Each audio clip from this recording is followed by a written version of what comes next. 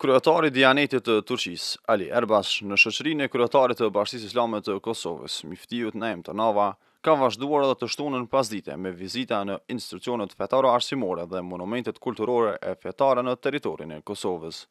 Ai këtë të shtunë pas vizitës që i bëri kryesisë së Bashkisë Islame të Kosovës dhe inspektimit të punimeve në xhamin qendrore në Prishtinë, Ali Erbash vazhdoi me vizitë në komunën e Mamushës dhe xhamin e kësaj komune, ku prit nga kryetari i kësaj komune dhe besimtar të shumtë. Më tutje ai vizitoi kompleksin e medresesë së vogël në Xhakovë për të vazhduar më pas në Institutin e Hifzit në Pej, institut ky në të cilin nxënësit mësojnë përmendësh Kur'anin. Kryetari i Dijanetit, Ali Erbash, që nga e premtja ka qëndruar në Kosovë, ku është pritur nga miftiu i Kosovës Naim Tanava dhe së bashku vizituan institucionet më të rëndësishme fetare në vend. Ali Erbash veçanërisht mbështeti projektin e përbashkët me Bashkinë Islame të Kosovës për ndërtimin e xhamisë qendrore në Prishtinë, i cili tashmë vetëse ka filluar. Po ashtu, ai gjatë qëndrimit në Kosovë potencoi se Dijaneti i Turqisë, populli turk dhe shteti i Turqisë në përgjithësi do të jenë afër popullit të Kosovës për t'ju ndihmuar në të gjitha sferat e jetës.